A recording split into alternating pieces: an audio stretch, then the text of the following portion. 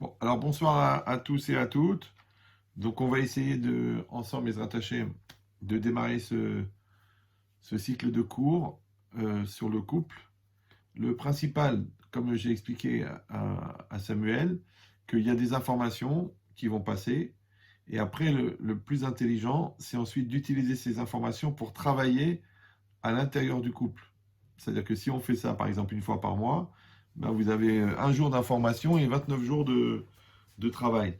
Parce que le principal du résultat qui est obtenu dans un couple, c'est le fruit du travail. Alors pour essayer de comprendre ça, il y a une notion, vous savez, on dit 1 plus 1 égale 1. 1 plus 1 égale 1, ça veut dire, dans le couple, il y a deux personnes, a priori, deux personnes différentes, deux personnalités, deux visions, Baruch Hashem, deux personnes de sexe différents. Donc il y a des confrontations automatiquement. Et l'objectif d'arriver à faire un. Donc cette idée-là, que 1 plus 1 égale 1, ça veut dire qu'on arrive à la fusion. Ok. Maintenant, ce 1-là, est-ce que c'est l'homme et la femme? Ou est-ce que ce 1-là, c'est un couple? Et le couple, entre guillemets, c'est ni l'homme ni la femme. Il faudra réfléchir à ça, on va voir qu'est-ce que ça veut dire. Maintenant, pourquoi? En vérité, tout vient d'un passouk. Parce que c'est marqué Moshiv Yechidim Beita. Hachem, il installe dans une maison des Yechidim. Ça veut dire, Yachid, c'est des gens uniques, c'est des gens singuliers, c'est des gens seuls. Il dit, l'idée, c'est quoi? C'est qu'une maison, elle se construit avec deux gens qui, dans l'idéal, sont autonomes. C'est que l'homme, il est Yachid, il est un, la femme, elle est un. Et ensemble, ils créent une nouvelle entité qui s'appelle le couple. Donc, ça veut dire quoi? Ça veut dire qu'il y a une dimension personnelle de travail, de construction, et à part ça, la construction du couple. Pourquoi j'insiste lourdement sur ça?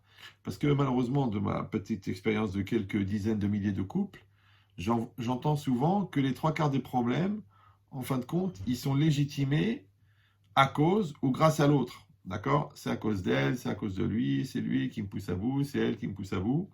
Donc déjà, il faut avoir un a priori très très important, c'est que chacun doit travailler sur lui-même. Chacun doit construire sa personne, chacun doit faire ce qu'il a à faire, chacun doit être lui-même, et surtout chacun doit gérer son Yetzirah personnel. Ça veut dire quoi? Ça veut dire que puisqu'on parle de mettre ensemble deux personnes, donc c'est vraiment deux personnes. Maintenant, si une personne, elle n'existe pas, c'est-à-dire qu'elle n'est pas réalisée, elle n'est pas en maîtrise, elle n'est pas en maturité, automatiquement, la réalité qu'elle aura en face d'elle, elle va provoquer des choses chez elle. C'est que celui qui est complexé, par exemple, par son patron ou par ses profs, ouais, alors son complexe, il va aussi agir dans son couple. Ouais, celui qui est fragile au niveau du moral, parce qu'il est en semi-dépression, automatiquement, ça va agir sur son couple. Mais ça, ce ne sont pas des problèmes de couple, ce sont des problèmes personnels qui dégénèrent dans le couple. C'est pour ça que c'est très très important d'être capable de faire la différence entre ce qui est personnel et ce qui est couple. D'accord? Alors dans cette logique-là, une personne, elle a un besoin, quand elle vient dans ce monde, elle a une obligation qui s'appelle en français exister. Exister, c'est extérieur, ister, être. C'est être à l'extérieur. Alors je vous donne un petit schéma. Je ne sais pas si vous allez réussir à le voir. Je ne sais pas, parce qu'avec la caméra, c'est pas évident. Vous le voyez là ou non? Samuel, vous le voyez? Ok, voilà. Donc en fait, une personne, elle est faite en 4 niveaux. On voit pas très bien. Ah, est-ce que là, c'est mieux? Non, plus haut en fait, essayez en haut. Ouais, non, mais là, non. Là? Là? Non, il y a En fait, il y a votre projecteur en même temps, donc on a un fond de Jérusalem qui se greffe à votre visuel. Et là, comme ça? pas très bien. Bon, c'est pas grave, je vais vous l'expliquer. De toute façon, vous avez de l'imagination. Donc en fait, une personne, c'est un peu comme des poupées russes qui s'emboîtent les unes dans les autres. Donc la poupée la plus profonde, c'est la neshama, c'est l'âme. Au-dessus, il y a le nefesh, le psychique, le moi. Au-dessus, il y a le physique, le corps. Et au-dessus, il y a le vécu. Maintenant, qu'est-ce qui se passe? La neshama, elle est entièrement divine. Elle produit une énergie extrêmement puissante. Et cette énergie, quand elle sort, elle va traverser le psychique. Elle est prise en compte par le psychique, par le moi, par le je. On appelle dans la Torah, des fois on l'appelle le lev, des fois on l'appelle le ani, le anori. D'accord. Maintenant, après cette énergie-là, elle va être transmise dans le corps, qui est la troisième poupée. Et ça, le corps, c'est le corps physique. D'accord. Et ensuite, elle va être transmise dans le corps, dans le vécu, c'est-à-dire tout le lien qu'on entretient avec la réalité. Un peu comme un ordinateur, il y a le DOS, et ça c'est la neshama de l'ordinateur. Il y a le Windows, d'accord, qui est le système d'exploitation du DOS, c'est-à-dire en fait ça correspondrait au psychique. Après il y a le corps, qui correspond à la tour, avec toute l'électronique. Et après il y a tous les périphériques, le scanner, l'imprimante, qui permet d'avoir le lien avec le monde extérieur. Donc maintenant ça veut dire quoi? Ça veut dire que cette énergie-là, qui est dans la neshama, au moment où elle va sortir, elle va être prise en charge par le nefesh, par le jeu, et pour permettre au jeu de se projeter à l'extérieur. Maintenant, il y a le jeu intérieur, d'accord, le moi intérieur, et le jeu extérieur. Maintenant, quand on dit en français être soi-même, d'accord, le même que soi, alors, dans l'hébreu, ça s'appelle Kol hachaim zelatzet min hakoach el hapoal.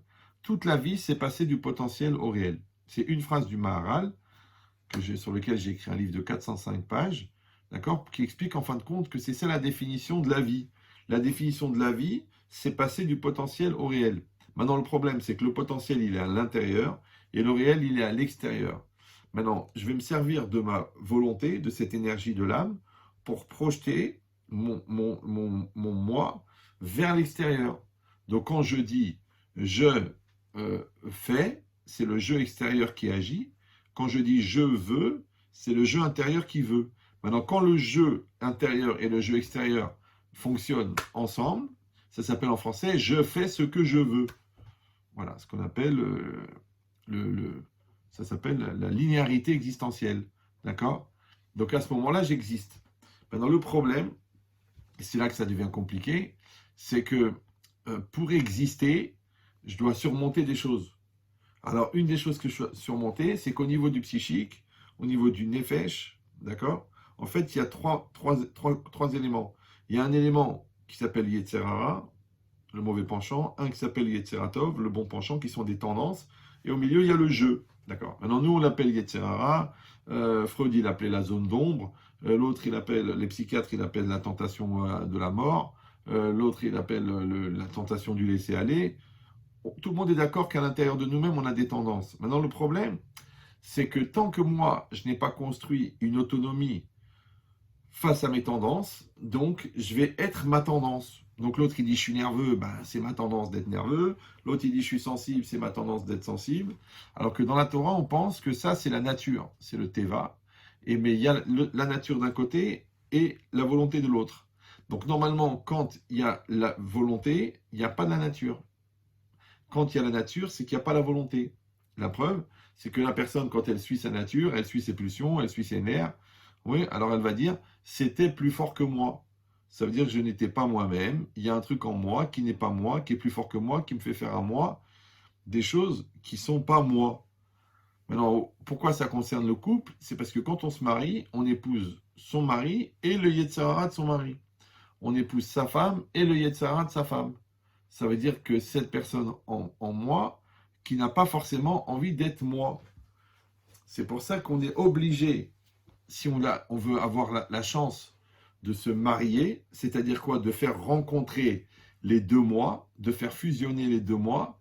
Il faut déjà que la personne qui va proposer le moi, elle ait fait le travail de construire ce moi, de connaître ce moi, de maîtriser ce moi. Et c'est là que ça devient compliqué. Ça s'appelle en français la série des rendez-vous manqués. Ça veut dire que quand moi je reçois les gens et je les écoute, d'accord, chacun séparément et ensuite ensemble, souvent le constat c'est que les gens se croisent. Quand un il est prêt à faire des efforts, l'autre dit laisse-moi tranquille, elle est trop gamine. Après elle a dépassé un stade de maturité, elle dit bon allez viens on va parler comme des adultes, et lui non faut que tu payes pour les années que tu m'as fait souffrir. Donc en fait les gens ils ratent les rendez-vous, d'accord.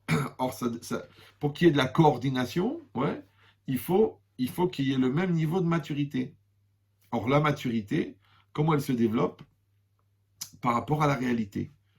C'est de la même manière que quand vous êtes en classe de première, vous passez en terminale, parce que vous apprenez le programme de terminale, vous faites les exercices de terminale, vous passez les interros de terminale. Peut-être que vous ferez de première. Donc, vous faites le programme de première, exercice de première, interro de première. Et c'est ça qui vous a fait devenir une personne de terminale. Ben, de la même manière que vous évoluez au niveau personnel, vous devez aussi évoluer au niveau du couple. C'est-à-dire qu'il faut être dans une dynamique perpétuelle, ce que nous on appelle le moussard, le travail sur soi. Et ça, c'est un engagement que chacun doit prendre séparément, de dire moi de toute façon, je vais travailler. Moi de toute façon, je vais évoluer. Moi de toute façon, je vais me remettre en cause. Je vais me juger. Et si quelqu'un dit ben, ça me saoule, ça me prend la tête, alors il faut savoir que les gens qui ne veulent pas s'auto-gérer, automatiquement, ils vont obliger les autres à les gérer. Mais comme eux, ils n'ont pas pris sur eux de se gérer, du coup, ça va les énerver que les autres les gèrent. Alors qu'en vérité, c'est à eux de le faire. Ben, c'est ça l'idée. L'idée, ça veut dire qu'une personne, déjà, à part le fait qu'elle doit construire son couple, elle doit savoir que le couple, c'est la rencontre de deux individus. Donc, il faut que ces deux individus, ils aient fait ce travail et qu'ils fassent ce travail.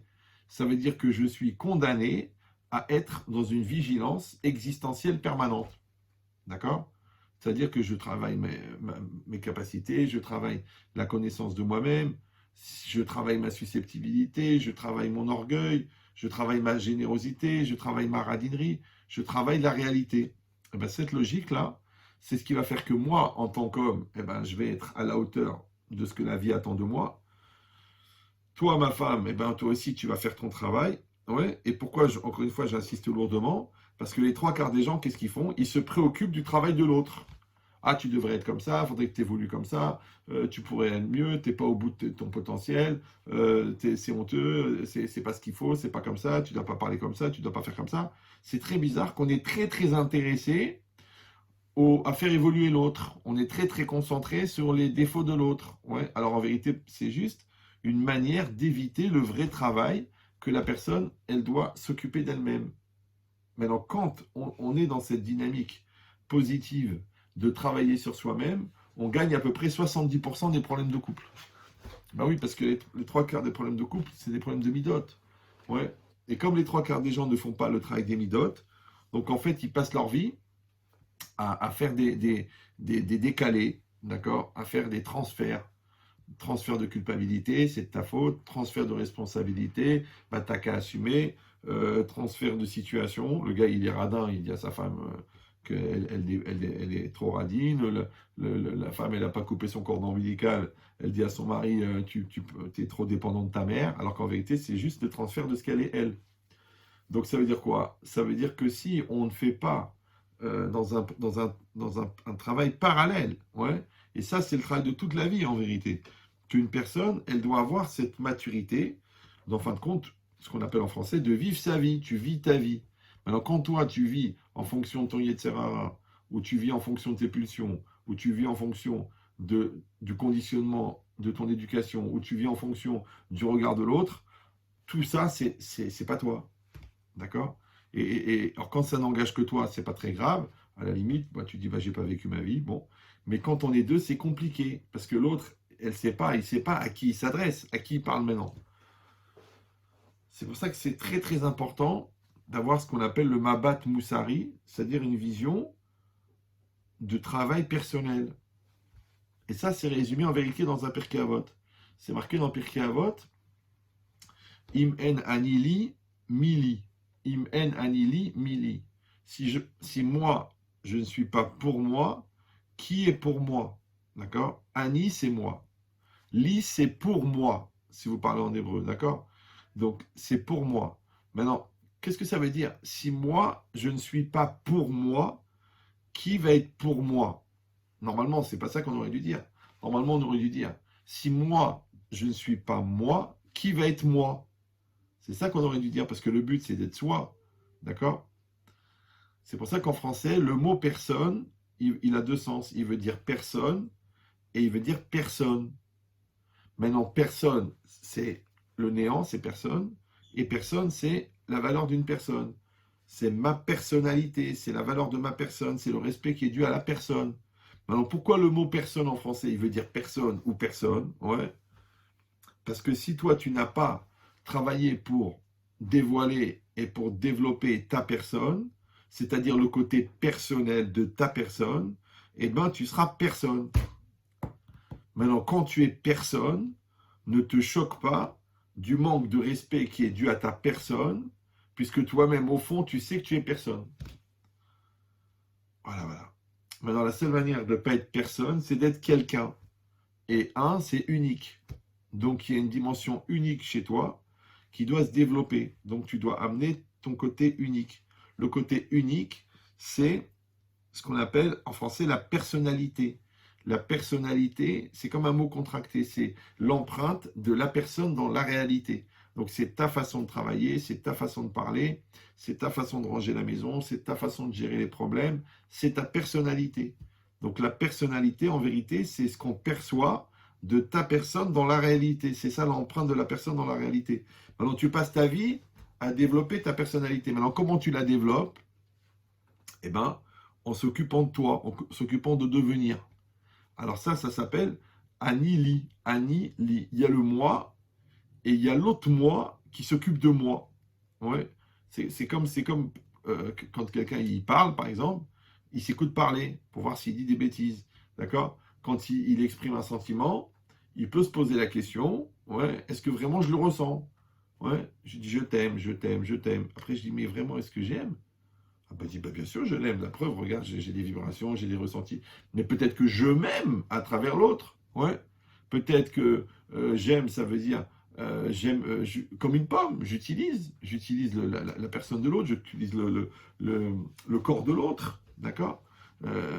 Et après, si je vois que j'insulte la personne, je la frappe, je l'insulte, je la pourris, alors peut-être que je n'aime pas. Ça veut dire quoi? Ça veut dire que quelqu'un, il doit être certain que quand il dit un mot, ce mot-là, il correspond à un pendant intérieur réel qui existe. C'est-à-dire que j'aime, j'aime. Je suis honnête, je suis honnête. Je suis religieux, je suis religieux. Je ne suis pas religieux, je ne suis pas religieux. Ouais. Mais si à l'extérieur, je ne suis pas religieux, mais à l'intérieur, je suis religieux, j'ai un problème. Je n'ai pas un problème de religion, j'ai un problème d'incohérence. Ouais. Et si je mange cachère, sauf quand je suis dans un restaurant goy, donc j'ai pas un problème de cache-route, j'ai un problème d'incohérence. Ouais, et si je suis chômeur Shabbat, mais que le dimanche, c'est un problème, c'est une autre religion sur laquelle nous avons fait une croix. D'accord? Donc c'est quoi l'idée? C'est que la personne, en fin de compte, elle fait ce travail de créer sa personne, de développer sa personne, d'être sa personne. En français, on appelle ça être bien dans sa peau. C'est-à-dire qu'il y a la peau, qui est une espèce d'enveloppe comme ça, et toi, dedans, tu es bien. D'accord? Maintenant, c'est quoi bien dans sa peau, pour donner une image grossière? C'est comme si tu prends le costume de John Wayne, qui fait 1,95 m ouais, de haut, et tu mets dedans un enfant de 8 ans. D'accord? Donc, automatiquement, l'enfant de 8 ans, il ne va pas remplir le costard. Donc, les manches, elles vont être très longues, elles font 1,20 m, et lui, il a des bras de 50 cm. Donc, il n'est pas bien dans sa peau. Donc, ça s'appelle la différence entre l'âge psychique et l'âge physique. Donc, normalement, à 30 ans, tu es censé être une personne de 30 ans. Maintenant, s'il y a une personne de 30 ans, on lui pose une question de 30 ans et elle donne une réponse de 15 ans, c'est qu'elle a 15 ans. Tu dis, mais comment on peut avoir 15 ans à 30 ans? Donc, vous avez compris que tous les décalages, toutes les incompréhensions, tous les malentendus, ils vont venir justement de cette différence entre mon être intérieur et mon être extérieur. Par exemple, le stress. Ouais, c'est quoi le stress? Le stress, c'est le malaise développé par la différence entre la personne que tu es censé être et la personne que tu es.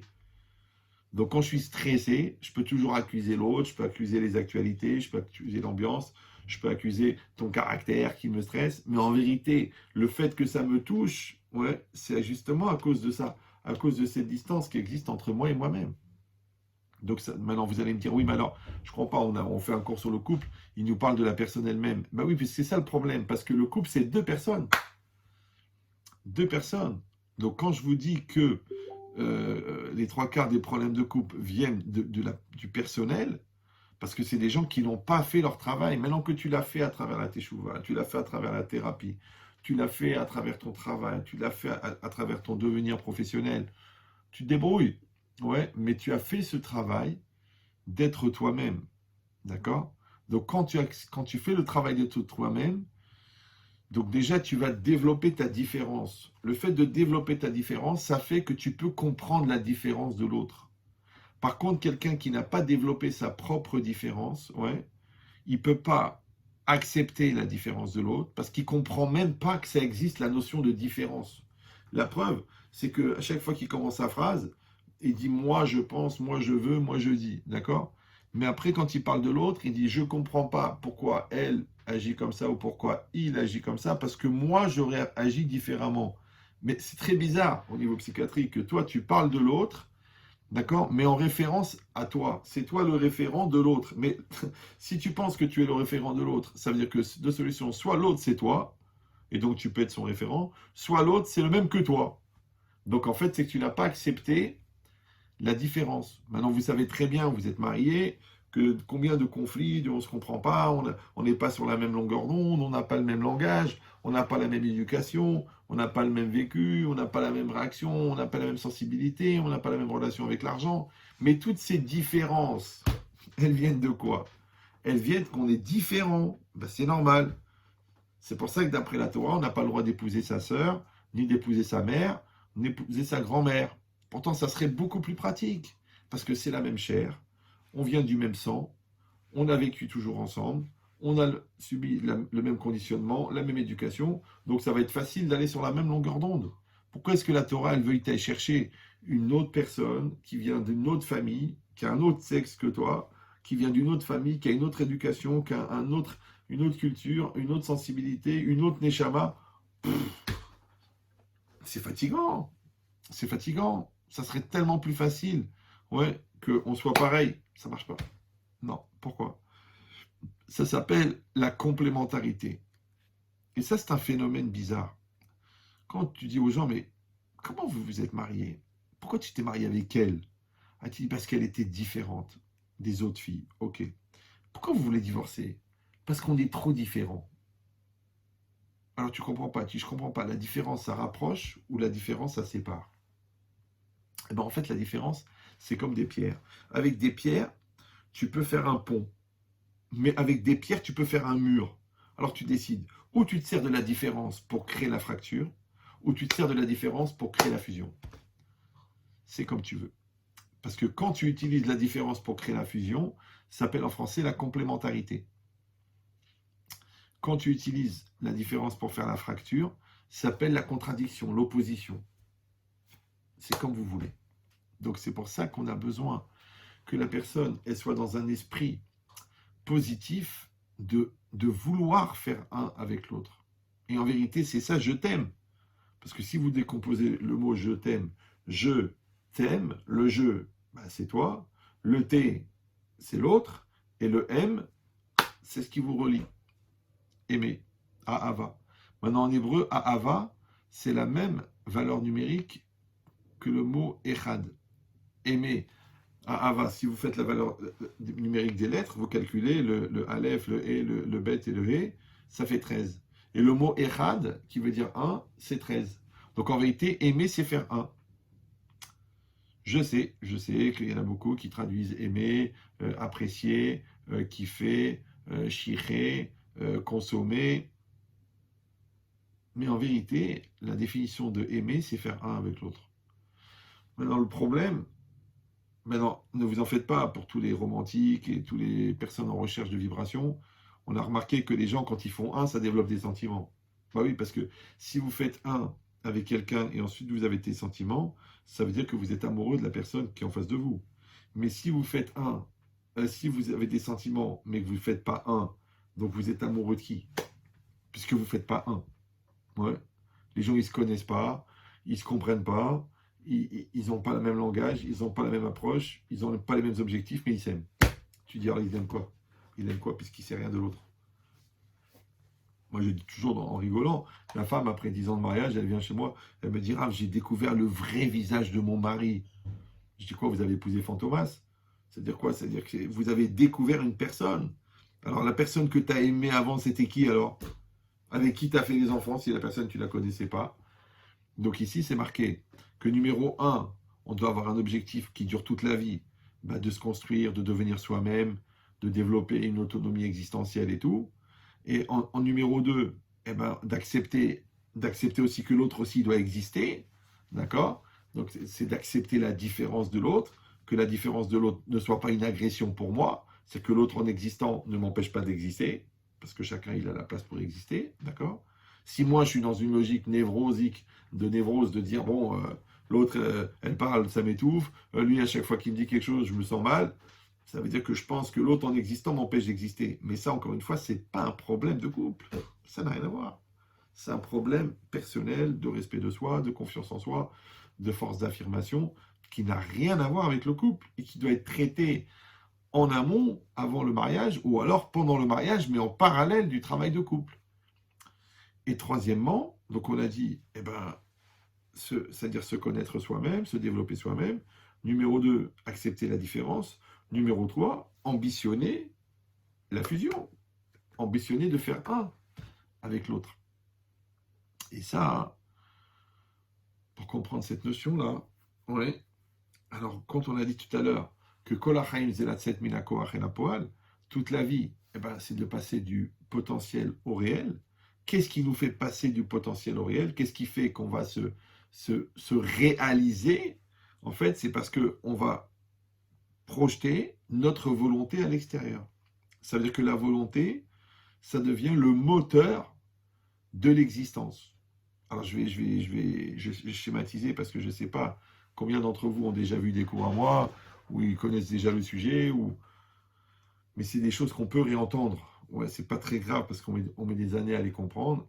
Moi-même, personnellement, j'assiste à tous mes cours depuis plus de 35 ans et je me comprends de mieux en mieux. Donc, l'idée, c'est quoi? C'est que quand on dit que toute la vie, c'est passer du potentiel au réel, ce qu'on appelle exister. Mais comment on fait pour exister? Mais c'est très simple. La Neshama, elle produit une énergie extrêmement puissante. Et cette énergie, ce qu'on appelle en éthique médicale la vie. Pourquoi quelqu'un il est vivant? Ouais, quand quelqu'un meurt, écoute, il a encore des poumons, il a encore un système sanguin, il a encore des cellules, il a encore des os, il a encore des muscles. Pourquoi il est mort? Alors on dit la vie l'a quitté. Ok. Maintenant d'où elle vient la vie? Elle vient d'une espèce de pile qui s'appelle la Neshama, qui produit une impulsion qui donne la vie. D'accord. Maintenant, cette impulsion-là, la Neshama, elle donne cette énergie. Cette énergie, quand elle sort de la Neshama et qu'elle arrive au niveau du psychique, au niveau du jeu, elle est prise en charge par le jeu. Ça s'appelle en français « je veux ». Parce que cette énergie, au moment où elle sort de l'âme, elle est divine, mais au moment où elle rentre dans le psychique, elle est prise en charge par l'homme. Et elle s'appelle à ce moment-là le ratson, s'appelle la volonté. Après le jeu, qu'est-ce qu'il prend? Il prend cette volonté, il la met dans le corps. Et là, ça s'appelle la motivation, ce qui te fait bouger, ce qui te fait courir, ce qui te fait agir. Et après cette énergie, tu la mets dans le vécu, c'est-à-dire tu la mets dans ton projet. Donc pourquoi le business il marche? Parce que tu mets ta volonté. Pourquoi tu développes des choses? Parce que tu mets ta volonté. Tu mets ta volonté dans l'éducation des enfants. Tu mets ta volonté dans ta voix, ça s'appelle la conviction. Tu mets ta volonté dans ta prière, ça s'appelle la concentration. Tu mets ta volonté dans le couple, ouais, ça s'appelle la fusion des volontés. Donc ça veut dire quoi? Ça veut dire que, en fait, la maîtrise de la volonté, c'est ce qui fait que j'existe. Puisque je projette mon moi qui est véhiculé par ma volonté vers l'extérieur. Donc maintenant, mon être extérieur, ouais, il est l'expression extérieure, expression de ma volonté intérieure. Alors si c'est ça, donc quand moi, je maîtrise ma volonté et je réalise ma volonté, j'existe. Maintenant, si moi, je ne réalise pas ma volonté, ouais, pourquoi? Parce que j'en ai pas, ou parce que je ne la maîtrise pas, ou parce qu'elle est détournée. On l'a dit tout à l'heure, elle peut être détournée par mes pulsions, elle peut être détournée par mes nerfs, elle peut être détournée par mes complexes, par mes névroses, par mon yetzerara. Donc le problème, c'est que quand ce n'est pas moi qui prends en charge mon désir d'exister, ma volonté d'être, automatiquement, elle est prise en charge par une force qui n'est pas moi-même. Et là, ça devient compliqué puisque je ne suis pas moi-même. Donc, je ne me réalise pas. D'accord? Donc, je commence à avoir des problèmes. Parce que la joie, par exemple, c'est la satisfaction d'être. Donc, celui qui ne se réalise pas, il ne peut pas avoir la joie. Le respect de soi, ouais, c'est se donner le moyen d'exister. Et en le constatant, je constate que j'existe, et ben ça fait que je me valorise. Donc, je me respecte. Quand moi, je constate que je réussis à exister, ça développe chez moi une confiance. Ça s'appelle la confiance en soi. Donc, vous voyez bien que le fait de ne pas se réaliser crée tous les problèmes qu'on peut avoir autour de la personne.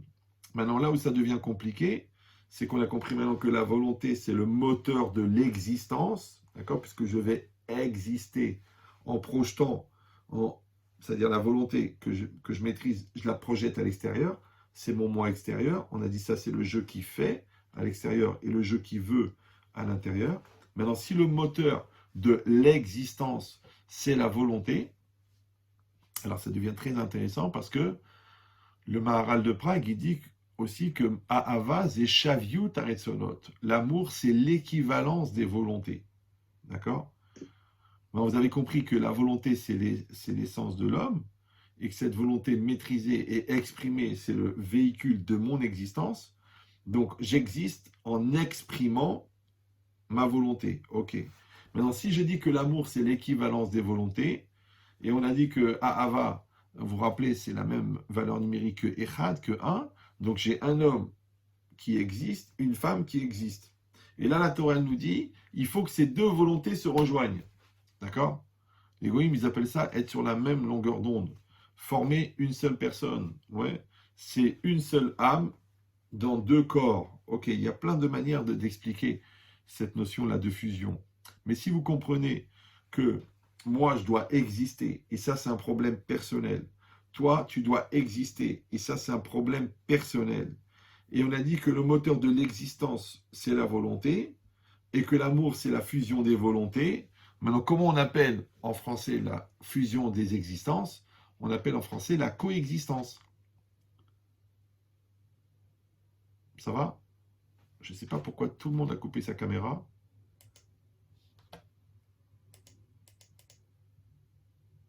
J'ai besoin de voir un peu les têtes pour savoir si vous comprenez de quoi je parle ou si je parle devant un plat de courgettes. Donc vous avez compris l'idée, ouais. Parce que comme je sais que c'est très abstrait, vous pouvez me faire signe avec la tête que vous comprenez ce que je dis, ou alors ça demande plus d'explications, plus d'exemples, parce que là pour l'instant c'est très très abstrait, mais c'est pas grave parce que ça nous permet de faire à peu près 5 ans d'Yeshiva en 1 heure ou 21 ans de psychologie. Mais l'idée c'est quoi? C'est ça, c'est de comprendre que l'amour maintenant c'est la coexistence, d'accord? Maintenant, là, je vais vous dire la seule chose violente que je vais vous dire dans cette soirée, et j'espère que vous vous en remettrez, c'est qu'en fait, si vous avez compris que l'amour, c'est la coexistence, numéro 1, il ne faut pas confondre la cohabitation avec la coexistence. Vous me suivez ou non? Il y a beaucoup de gens qui cohabitent et il y a peu de gens qui coexistent. Bah oui, premièrement. Et deuxièmement, c'est que pour coexister, il faut exister. Maintenant, si moi je sais que j'existe pas, je ne peux pas reprocher à ma femme comment ça se fait que j'arrive pas à coexister avec toi, parce que je sais que j'existe pas. D'accord? Et si elle n'existe pas, parce qu'elle est mal dans sa tête et mal dans sa peau, que moi je l'empêche d'exister, parce que ferme-la, t'es une khmala, tu comprends rien, tu me sers à rien, t'es idiot, t'es nul. Après je dis ouais je comprends pas, on n'a pas de fusion, on n'a pas de compréhension, on n'a pas de communion, on n'a pas de communication. Mais comment tu vas communiquer, comment tu vas communier comme union avec quelqu'un qui n'existe pas? Voilà. On pourrait s'arrêter là, puisque tout a été dit, mais bon, on va quand même continuer un peu. Ouais. Mais l'idée, c'est ça. C'est que, c'est marrant, il n'y a que des hommes, il n'y a pas de femmes. Samuel, c'était prévu qu'il n'y a que des hommes qui assistent au cours? Ah, les femmes sont là. Ça va? Ça ne marche pas. Super. C'est la sniout, c'est magnifique. Donc écoutez bien la logique. Maintenant, nous, ce qu'on essaye de faire ensemble, ouais, c'est qu'on veut avoir ce projet de réussir à coexister. D'accord? Maintenant là déjà, je vous ai donné un monument, je vous ai donné un objectif de fabriquer un immeuble. D'accord? Parce que, et avec 2 tours. Une tour qui s'appelle exister personnellement et une tour qui s'appelle faire exister son couple. Et c'est du travail. Maintenant, il faut savoir que Akadosh Baruch Hu, s'il a fait que le mariage, c'est le partenariat le plus long, ouais, parce que tu vas rester plus longtemps avec ton conjoint qu'avec tes parents. Déjà avec tes parents, tu vas rester au moins 20, 25, 30 ans, 32, 30, 34, 40, ouais. Mais avec ton couple, tu restes plus longtemps. Tes enfants, ils vont se marier, ils vont partir. Tes professeurs, tu les as pendant 1 ou 2 ans. Tes rabbanim, tu les suis pendant 10 ans. Alors il faut comprendre que si Akadosh Baruch Hu, il crée un partenariat, c'est que ce partenariat est nécessaire. Alors, comment ça se fait que le partenariat le plus long, c'est dans le couple? Ça veut dire que c'est là qu'il y a le plus de travail. C'est normal, pourquoi? Parce que il explique le Rabbi Yaakov Amdin, au début de la Gemara Sota, il explique qu'en vérité, l'homme et la femme, ils ont la même neshama. D'accord? Seulement que au moment de la conception, Hachem, il a choisi une neshama, il l'a coupée en deux, et une moitié, il l'a mis dans un corps d'homme, et une moitié dans un corps de femme. Donc en vérité, l'homme et la femme ont la même neshama. C'est très très important de comprendre ça. Ouais. Maintenant, les parents et les enfants n'ont pas la même neshama. Les élèves et les rabbanim n'ont pas la même neshama. Les patrons et les employés n'ont pas la même neshama. D'accord? La seule personne qui a la moitié de ta neshama, c'est ton conjoint. Maintenant, ce qui est intéressant, c'est que le bon Dieu, il a mis deux moitiés de neshama dans deux corps différents. Mais ces deux corps, c'est aussi deux personnes, c'est aussi deux personnalités, c'est aussi deux fonctions intellectuelles, c'est aussi deux fonctions imaginatives, c'est aussi deux sensibilités. La femme, elle a des hormones que l'homme n'a pas. L'homme, il a un rapport avec le cartésien qui n'est pas forcément le lot de la femme. Donc, il y a tellement de différences, d'accord? Et pourtant, c'est la même neshama. Ça veut dire que le travail, ça va être, encore une fois, comme on a dit tout à l'heure, de où je vais utiliser la différence pour faire un pont, d'accord? C'est pour ça que l'homme a besoin de la femme et la femme, elle a besoin de l'homme. Ou je vais subir la différence. Ah, de toute façon, on n'est pas pareil. De toute façon, on ne se comprend pas. Vous les hommes, vous les maris, vous les femmes, vous les Tunisiens, vous les Marocains, vous les Ashkénazim, on passe notre vie ouais, à mettre la différence en relief.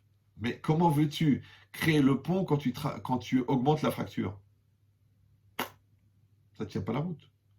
Donc c'est pour ça que j'ai besoin qu'on soit tous d'accord, ouais, que le but de ce travail qu'on est en train de faire ensemble, c'est de créer la fusion. Vous me suivez ou non? Maintenant, le problème, c'est que quand on fait un travail sur le fond, on prend le risque. C'est comme les gens qui ont peur ils ont très mal au ventre, mais ils ont peur de faire un scanner parce qu'ils ont peur de trouver quelque chose. Ce qu'on va faire ensemble, c'est un scanner. Vous me suivez ou non? Ça veut dire que moi, je vais parler général, mais ça va dévoiler chez vous des choses particulières. Maintenant, chas v'shalom, lor alenu simsilenu, tout, que vous allez vous servir du cours pour fracasser l'autre. Ouais, parce que là, ça serait vraiment que vous n'avez rien compris au travail. Ouais, c'est-à-dire que c'est l'inverse. En vérité, on veut chercher une méthode, un travail pour, en parallèle, se construire personnellement et construire son couple. C'est ça la vraie définition de l'amour. Parce que si vous comptez sur M6 ou sur C8 pour vous expliquer c'est quoi l'amour, sur Harry Potter ou sur Love Story, d'accord? Le Chazonish, ils disent que Mashekorim Ahava Nartokorim Karet. Il y en a parmi vous qui comprennent un peu ouais. Ce que les Goïm appellent l'amour, nous, on appelle ça Karet. Karet, c'est quoi? C'est la punition d'excommunion. Ça veut dire de séparation. Pourquoi? Parce que les gens qui sont Chayav Karet, en vérité, c'est des gens ils ont fait des choses tellement effroyables qu'ils sont Karet. Ça veut dire qu'on coupe le lien entre eux et leur Neshama, qui est la Neshama qui est liée au trône céleste. D'accord? C'est que quelqu'un qui est capable de violer sa sœur, il s'aime tellement, ouais, tellement il s'aime qu'il est prêt à détruire sa sœur. Ça, c'est Chayav Karet. D'accord? Vous me suivez ou... Ouais, maintenant, il y a beaucoup de Chayav Karet. Mais bon, c'est pas le moment de faire une conférence sur le Karet. Mais en tout cas, c'est sûr qu'il faut essayer d'arrêter le plus tôt possible de faire ce genre de Averot. D'ailleurs, on le dit, qu'arrête tes conneries. D'accord? Mais c'est quoi l'idée? L'idée, c'est de dire que... D'ailleurs, comment il s'appelle le get? L'acte de divorce, c'est faire kritout, un livre qui va couper, d'accord? Donc, le contraire de karet, de couper, c'est de relier, d'accord? Et relier, comment on appelle relier en hébreu? On appelle les chaber, faire le lien, chaber, les chaber, chibour, un lien, chaver, un ami, et binyan. Binyan, c'est quoi? C'est une construction. Et c'est quoi une construction? Une construction, c'est de mettre ensemble de manière durable des éléments initialement séparés. Vous me suivez ou non? Toi, tu fais livrer de Castorama tous les parpaings, ils sont tous là. Ouais. Après, tu appelles le maçon et le maçon, il en met 1, 2, 3, 4, 5, première rangée, deuxième rangée, sixième rangée, l'enduit. Et après, tu as un mur. Tu as un mur, mais tu as 100 parpaings. Donc, qu'est-ce que tu as fait? Un binyan. Le binyan, bonnet, encore une fois, c'est quoi construire? Ouais, dans les lois du Shabbat, vous allez apprendre ça. Bonnet, c'est mettre ensemble de manière durable des éléments séparés. Pour ça que aussi dans la réflexion, comment on dit réfléchir en hébreu aussi, les hitbonen. Les hitbonen, ça vient de bonnet. Bonnet, c'est construire. Même en français, on dit un raisonnement qui est construit. Ça veut dire qu'il y avait des idées par là, par là, par là. Après, on les relie par des lois de logique, des lois de causalité, et on fait une construction, une structure mentale explicite et claire. D'accord? Et bien, de la même manière, l'homme et la femme, c'est des éléments séparés. D'accord? Maintenant, malgré que c'est des éléments séparés, on va quand même en faire un binyan. C'est pour ça que quand on se marie, on vous souhaite de faire un binyan adéad. Ouais. Une construction éternelle. Maintenant, il y a une grande question. Est-ce que le mariage, c'est une construction? Parce qu'en français, le mot construction, comme en hébreu, binyan, ça veut dire un immeuble. Un binyan, une construction. Ou binyan, ça veut dire l'action de construire. Donc, binyan adéad, une construction éternelle, ça veut dire quoi? Ça veut dire qu'il va falloir créer un bâtiment qui va durer l'éternité, ou ça veut dire qu'il va falloir travailler pour l'éternité? C'est un binyan adéad. Alors, je vous donne un secret, ne le prenez pas mal, d'accord? C'est qu'en fait, le secret du Shalom Bayit, c'est pas le résultat que tu obtiens, c'est de maintenir le travail ensemble. Comme dans les lois de Pessah, ouais. Vous avez la farine et l'eau. La farine et l'eau ne se ressemblent pas. Quand vous les mettez ensemble, ouais, ça fait du chametz. Sauf si vous pétrissez. Tant que vous pétrissez, la pâte ne devient pas chametz. Tant que tu t'occupes de tes enfants, ils vont pas mal tourner. Tant que tu es actif dans ton business, il va fonctionner. Tant que tu es actif dans ton couple, ça va marcher.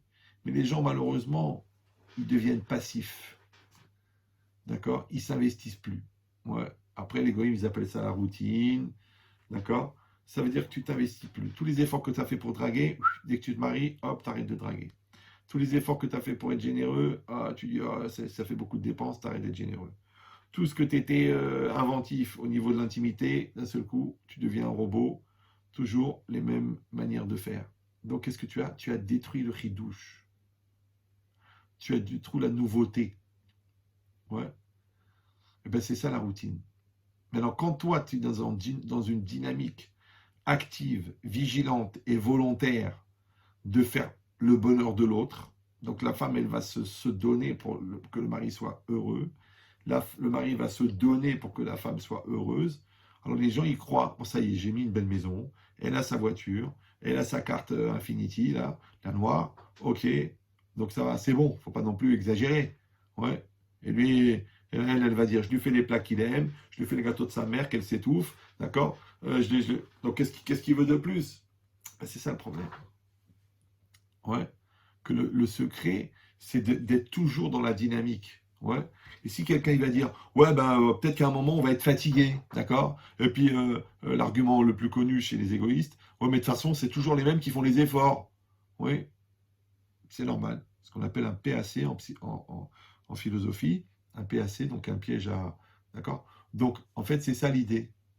L'idée c'est de dire, quand j'ai dit Areat Mekou Deshetli, oui, j'ai pas dit j'ai le droit de coucher avec toi parce qu'on est mariés. Non, j'ai dit je m'engage à garantir l'intensité de ton sourire pour la vie. L'homme envers la femme et la femme envers l'homme. Maintenant, le sourire, ça inclut le bonheur, ça inclut l'argent, ça inclut la tolérance, ça inclut la douceur, ça inclut la compréhension, ça inclut le lekav zechut, ça inclut tout. D'ailleurs, tu vois bien, quand la personne fait la gueule, tu as compris qu'il manque quelque chose. Ça inclut la parnassa aussi. Une fois, quelqu'un m'a dit, mais pourquoi la femme, ça coûte tellement cher? Je dis, c'est le prix du sourire. Tu peux avoir la gueule, c'est gratuit. Mais si tu veux le sourire, tu payes. D'accord? C'est pour ça que Chanel se casse la tête à fabriquer tous les ans des nouveaux sacs.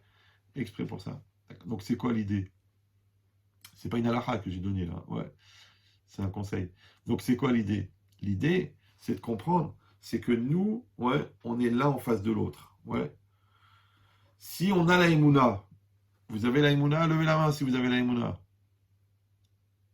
Ah, ça fait pas mal quand même. Ouais. Alors, c'est quoi la Emouna? La Emouna, c'est pas seulement de manger kasher et de faire Shabbat et d'étudier la Torah. C'est évident ça, parce qu'en dessous de ça, il faut envisager la conversion. D'accord? Donc ça, c'est normal. Non, la Emouna, c'est d'accepter que la réalité qui est devant moi est adaptée à moi. C'est ma femme, c'est mon mari, c'est mes enfants. D'accord? Des fois, il y a des parents qui s'arrachent les cheveux. Mais d'où il sort? Mais d'où il sort? Lui, il sort sur mal, mais comment j'ai pu avoir un gosse pareil? Mais il est bête comme ma femme et beau comme moi, mais c'est pas possible. Qui c'est qui a pu faire une chose pareille? Non, en vérité, ça n'a pas de sens. D'accord? Donc le gars qui va dire à son fils, pas, mais mon fils, mais d'où est-ce que tu sors? Comment est-ce qu'on peut être tellement débile? Mais le, le fils, il va lui dire, mais papa, les poiriers font des poires, les pommiers font des pommes, et les khmariers, ils font des khmar. C'est ça la grande frustration d'un père juif, c'est qu'il ne peut pas dire à son fils d'Ormar, fils de Brel, sauf s'il s'appelle Jacques, d'accord? Donc c'est quoi l'idée? L'idée, vous avez compris, c'est que la Emouna, c'est d'accepter que la réalité qui est en face de moi est adaptée à moi. Ça, c'est la première étape. Ça prend à peu près 10 ans, ça, pour intégrer ça. Ouais.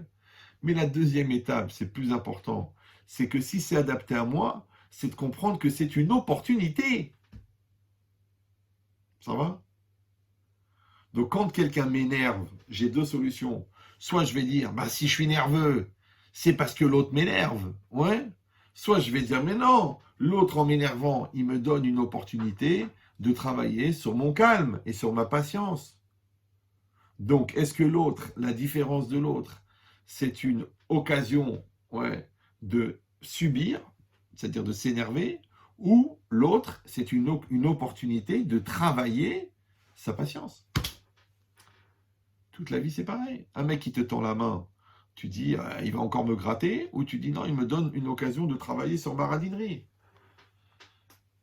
L'autre qui comprend rien, ouais. Eh ben, toi, tu dis, bah, j'en ai marre de répéter 4 fois les mêmes choses. Soit tu dis, il me donne l'opportunité d'améliorer ma pédagogie. Donc, toute la vie, ouais, tu peux voir le verre à moitié vide, à moitié plein. Eh ben, c'est exactement pareil. Maintenant, on s'est marié, on est passé sous la choupa. Il y a peut-être des bébés qui sont nés. Ouais. Ça, c'est sûr qu'on est fait l'un pour l'autre. Parce que le bon Dieu, il ne peut pas faire un bébé parce que tu t'ennuies, parce que ça bouche les trous, parce que ça occupe, parce que ça permet de rester ensemble. Maintenant, est-ce qu'on est là pour la vie ou non? Ça, on ne sait pas. Mais c'est sûr qu'on a un travail à faire ensemble. Ouais. Maintenant, le travail, est-ce que c'est de supporter l'autre jusqu'au divorce? Ou alors c'est de profiter de l'opportunité de la présence de l'autre pour s'améliorer personnellement et par là même aider l'autre à s'améliorer? Parce que vous avez bien compris maintenant que si on a dit que l'amour, c'est la coexistence, d'accord? Eh ben moi, quelque part, euh, d'un côté, je ne dois pas empêcher l'existence de l'autre, donc je ne dois pas créer ces barrières, ces stress, ces névroses, ces insultes qui empêchent l'existence de l'autre. Mais d'un autre côté, je dois aussi encourager l'existence de l'autre. Maintenant, tous les principes comme la bonté, le respect, je sais pas, les caves de route, juger du bon côté, en fin de compte, c'est quoi? C'est donner à l'autre un espace existentiel. Maintenant, si moi, encore une fois, j'ai un projet de coexister avec l'autre, il faut que je me débrouille pour que l'autre existe. Ça va? Maintenant, les gens, qu'est-ce qu'ils font? Encore une fois, ils cohabitent. Genre, je supporte, tu supportes. Bon, je mets pas de l'eau sur le feu, on n'aborde pas les sujets tabous. Alors, donne-moi un sujet qui n'est pas tabou. Il n'y en a pas, donc ils sont tous tabous, du coup, on parle de rien, d'accord? Ou alors, on reste l'un en face de l'autre devant la télé. Heureusement que Dieu, il a créé la télé. Charlemagne, il a créé l'école pour nous occuper, et nos gosses, et la télé pour nous rendre pour nous occuper les soirées.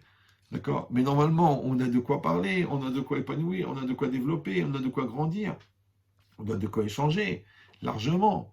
Pour ça que Rav Hakin, il disait, la télé, c'est la mort du foyer. Et c'est vrai.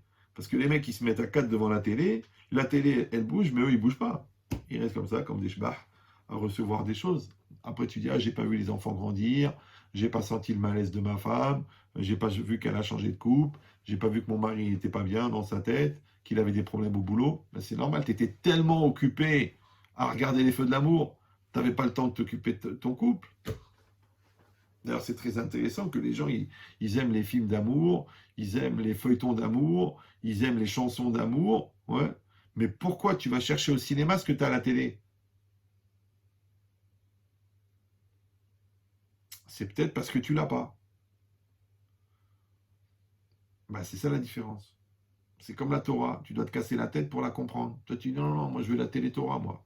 Télé-Torah, l'autre il étudie, moi je le regarde. L'autre il dit la Torah, moi je la prends. Non, toi aussi tu dois aller lever les manches et aller prendre ta Gemara, prendre ton Chumash et prendre ta Mishnah, aller te casser la tête. Prends ton Shulchan Aruch, allez, va bosser. Adam, les Amal Yulad. Tu dis non, non, c'est pas la peine aujourd'hui, grâce à Dieu, en 2020, tu cliques, tu as un shiur, tu cliques, tu as une Mishnah, tu cliques et à la fin tu claques. D'accord? Non, dit la personne, elle doit être dans la dynamique. Mais dans cette dynamique existentielle, ouais, comme tu vois les petits vieux qui bougent, eh ben, les gens qui bougent toute leur vie, ils vivent longtemps. Mais les gens qui sont sédentaires, ouais, sédentaires, ça veut dire que des gens qui ont pensé que la seule manière de vivre, c'est de devenir dentiste. Non, sédentaire, ça veut dire que c'est des gens qui ne bougent pas. Maintenant, ils ne bougent pas de leur fauteuil, après, ils ne bougent pas de leur voiture, après, ils ne bougent pas de leur bureau, après, ils ne bougent pas de leur télé, après, ils ne bougent pas de leur cercueil. Non, il faut bouger. Il faut bouger, d'accord? C'est connu, c'est un passouk dans Pirkei Avot, je crois, buvez, éliminez. Non, c'est peut-être pas dans Pirkei Avot, d'accord? Mais ça veut dire que la personne, elle bouge. Maintenant, quand tu bouges, ça veut dire que tu es vivant. Alors, c'est d'ailleurs comme ça qu'on reconnaît les morts. C'est qu'ils ne bougent plus. Ouais, bien sûr, je ne parle pas des morts dont le cœur s'est arrêté, je parle des morts qui ne bougent plus de leur vivant. Ce qu'on appelle les psychorigides, les têtus ou les Marocains. Enfin, les gens qui n'arrivent pas à se remettre en cause. Ouais, il dit cette logique-là. Ah, Lionel, il est chez nous. D'accord. Donc, c'est quoi l'idée? C'est ça. C'est que la personne, elle comprend qu'on doit être tout le temps dans le mouvement. Maintenant, de la même manière que je suis dans le mouvement au niveau personnel, je bouge, et ben mon couple aussi, il est en mouvement. D'accord? Donc, on a des projets, on a des volontés, on veut changer la maison, on veut faire un bébé de plus, on réfléchit ensemble sur l'éducation, on va ensemble à la réunion de parents d'élèves, on organise les vacances, on prépare la bar mitzvah. En vérité, qu'est-ce qu'on fait? On fait du mouvement et ensemble. Bon, de la même manière que la main droite et la main gauche sont coordonnées, ouais, et plus elles sont coordonnées, et plus le couple est fort. Et chas v'shalom, lo aleinu simsilenu, ouais. Quand les gens ils viennent, ils te disent, mais Rabben Chetrit, j'ai découvert que ma femme, elle a rencontré quelqu'un, que mon mari parle à quelqu'un. Moi, je suis tenté de leur dire que quand les deux mains sont collées très très fort, on ne peut pas mettre une troisième main. Donc la vraie question, c'est pas comment une personne a pu rentrer dans notre vie. La vraie question, c'est comment ça se fait qu'il y avait la place pour qu'il rentre. Donc quand on est comme ça, ce qu'on appelle en français solidaire, ouais, comment veux-tu que ça rentre? Maintenant, le fait d'être solidaire s'appelle Asetov. Le fait d'éviter les accidents de ce genre s'appelle Surmera. Écarte-toi du mal et fais le bien. Or, bizarrement, Tov, dans la Torah, ça veut dire complet. Donc, Asetov, c'est fait du complet. Complet, c'est quoi? C'est de réunir des éléments séparés pour faire quelque chose de complet. La bouteille et le bouchon, complet. Ok, c'est complet. Alors, le moteur et la voiture, complet. Donc, complet, ça veut dire Tov. C'est pour ça que le mariage, c'est Mazal Tov. Mazal Tov, le Mazal est complet. Maintenant que le Mazal, il est complet, c'est super. Mais après, il faut que nos deux cerveaux soient complémentaires. Après nos deux communication, communiquer, commun, comme un, comme union. Encore l'unité. Au niveau de l'intimité, toi, tu dois avoir du plaisir. Moi aussi, je dois avoir du plaisir. Ok, si on a un qui kiffe et l'autre qui souffre, ça s'appelle pas de l'intimité, ça s'appelle de la masturbation accompagnée, d'accord? Donc c'est pas possible. On est obligé de faire cette fusion. Maintenant dans la Torah, on dit on fait un dans la tête, on se comprend. Grâce à ça, on fait un dans le cœur, on se ressent. Et ensuite, on fait un dans le corps. Maintenant, l'unité du corps, en vérité, elle est la résultante de la fusion du cœur et de la fusion de l'esprit. Donc tout le travail, c'est pour ça que dans les lois du mariage, on explique qu'on ne peut pas aller avec sa femme s'il n'y a pas eu du pious, c'est-à-dire il n'y a pas eu de la séduction, il n'y a pas eu de la discussion, c'est normal. Maintenant, quand on parle, on échange, on se comprend, bah, comment on se comprend? On s'unit dans la tête, on se comprend, on fait un dans la tête. Le fait d'être uni dans la tête, ça crée des sentiments, c'est-à-dire, ah là là, mais quelle chance d'avoir une personne qui me comprend, qui est solidaire, qui est proche de moi, qui est super. Et ça crée un appel des deux corps qui veulent se rapprocher. C'est ça, Vayou les Bassar Echad, ils formeront une seule chair. Mais il faut que la sexualité, elle soit la finalité de l'unité de l'esprit et de l'unité du corps. Mais si, Chas Shalom, on ne se comprend pas, et on ne se ressent pas, et on dort ensemble parce qu'on veut utiliser le corps de l'autre pour se faire plaisir,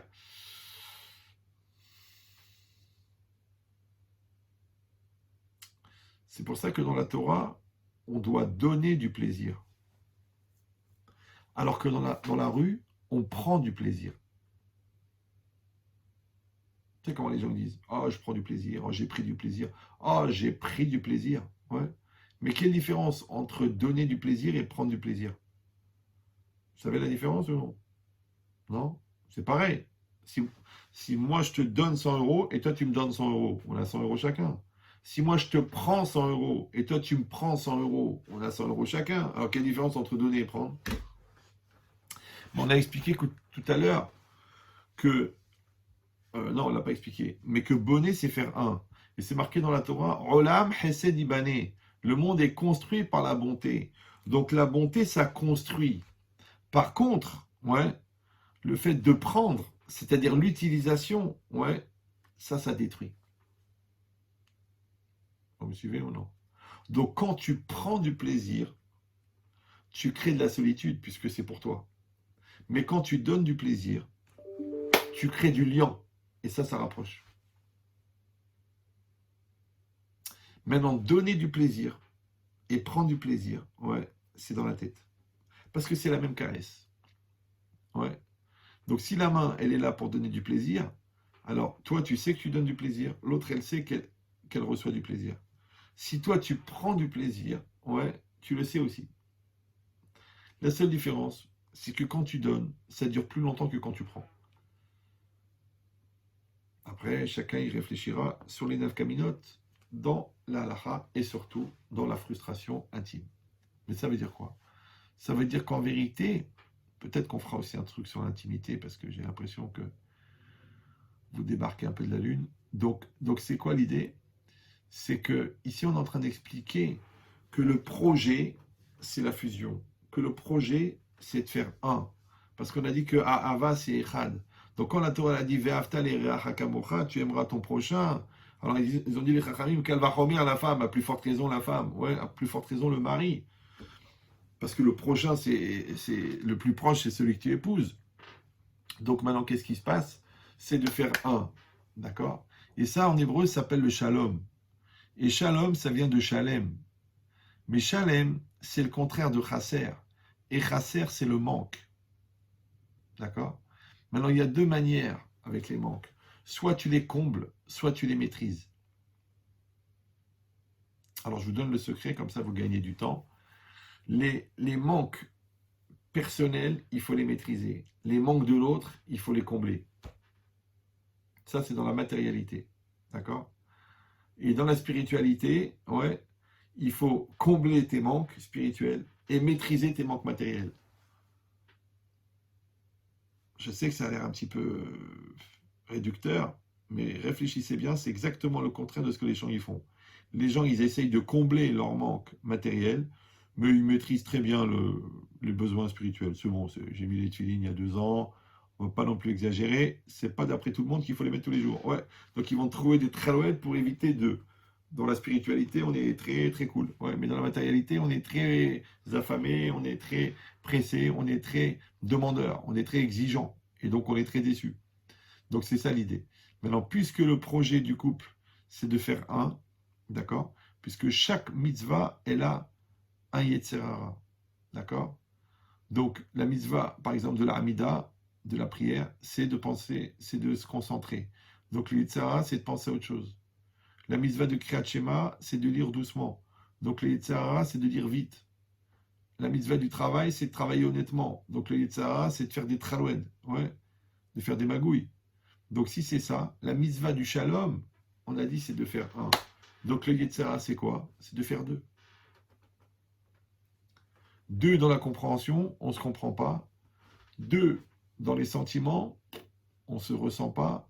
Deux dans l'intimité, on finit par faire chambre à part. Chazvi shalom lo alinu, tout. Ouais. Donc vous avez compris que le projet de la vie et le projet de secours, c'est de vous accompagner les deux vers l'union, d'accord? Vers la communion. Donc pour ça, il faut y aller avec la bonne volonté.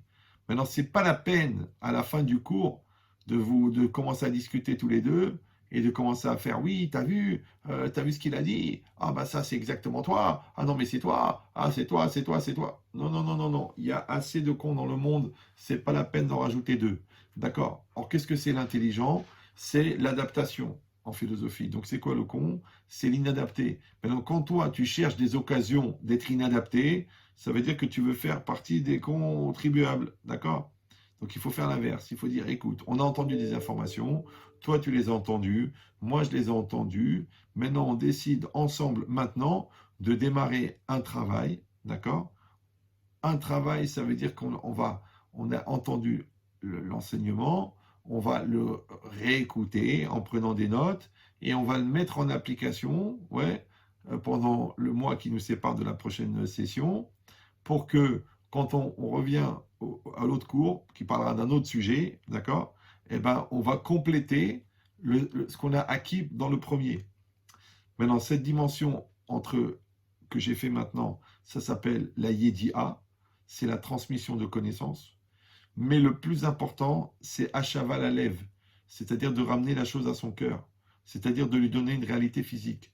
De la même manière que toi, c'est plus facile d'apprendre que de devenir, parce que devenir ce que tu as appris s'appelle Achava la lève. De la même manière dans le couple, ouais, c'est plus facile d'apprendre des notions que de les intégrer dans le couple. C'est que faire évoluer le couple. Alors je vous donne un secret, et après je vous laisse tranquille. Parce que là, ça fait 1 heure, j'ai peur qu'il y en a qui prient pour que je m'étouffe. Donc, parce qu'il y a beaucoup d'informations, l'idée, c'est comme ça.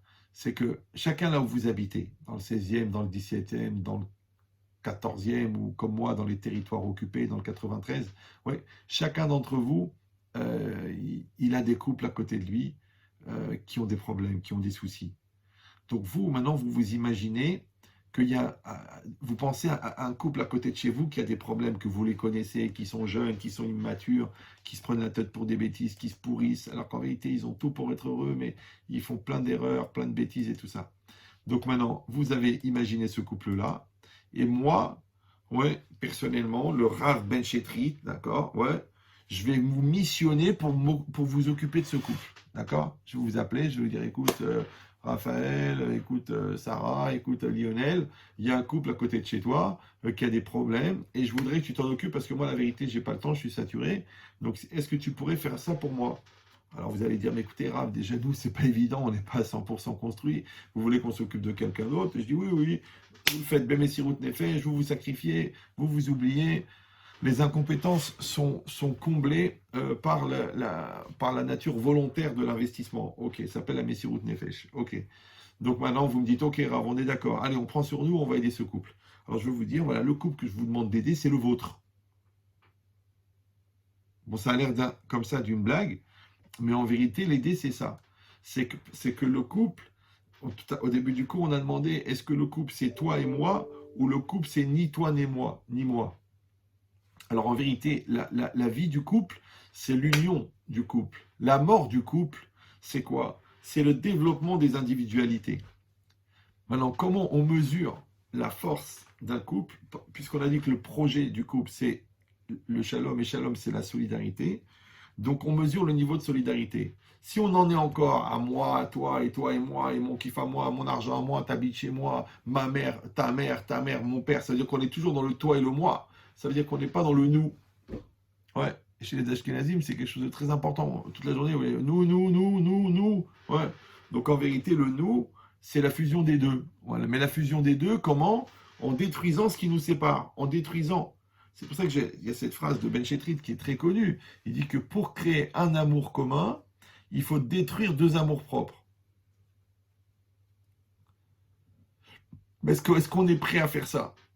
Ouais, nous qui répétons toute la journée, nous, moi, nous qui voyons ma mère, ma famille d'abord, ouais, mes intérêts, mon fric, ma voiture, ma bagnole, mon téléphone, mon mot de passe. D'accord? Donc comment on va réussir à faire du nous alors qu'on cultive le moi? Comment est-ce qu'on peut créer le pont alors qu'on augmente la fracture? Dit la logique, c'est ça. C'est qu'on a ce projet. Voilà. Et là, maintenant, on est le 21 ouais, octobre. Il est 22h11. Ouais, et ensemble, on crée ce qu'on appelle un Maaseh Shechina. Vous savez, quand il y a la guerre dans une maison, quand on s'engueule, quand on s'insulte, ça s'appelle un Maaseh Satan. Tu dis, le Satan, il est rentré, il a foutu la pagaille, la guerre dans la maison, la mort. Maintenant, c'est parce que tu as laissé rentrer le Satan. Mais c'est quoi le contraire du Satan? C'est la Shechina. Et c'est quoi la Shechina? C'est la présence divine. Et c'est quoi la présence divine? C'est la communion des bonnes volontés. Parce que la volonté, elle vient de la Neshama.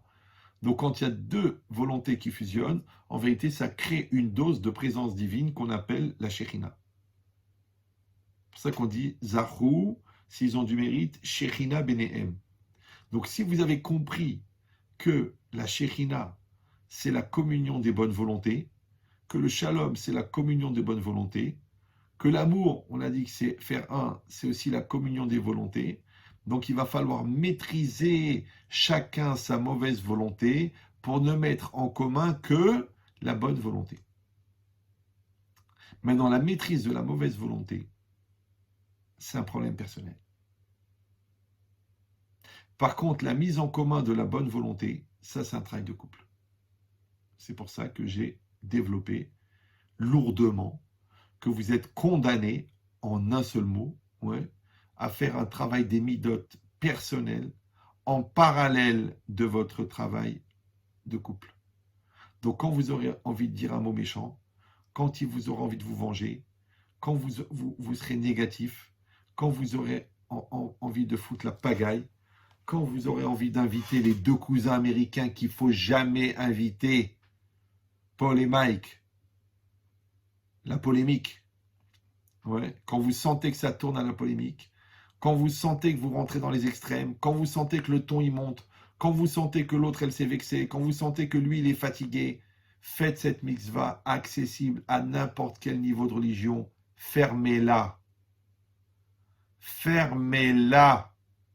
Ouais. Donc ça s'appelle retenir la mauvaise volonté. Parce que tu as envie que ça sorte, ça te brûle la langue comme ça. Tu dis, allez, je lui dis un petit mot, je lui pourris la vie. Ouais, t'es grosse, t'es bête. Ouais, tu dis, ah, t'es chauve, t'es moche. Ouais, t'as le ventre qui déborde du jean, j'ai envie de te pourrir. Ouais. Mais à quoi ça sert? On est dans la même galère. On est les deux dans le même bateau. Ouais. On est au milieu du Pacifique, sur un morceau de radeau, et on commence à se pourrir la vie. Alors je vous dis tout de suite, écoutez-moi bien les deux. Tout le monde s'en contrefout de vos problèmes.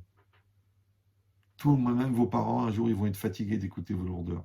Même vos enfants, ils vont vous dire, écoute, il vaut mieux vous divorcer tellement vous êtes cons les deux. Ouais.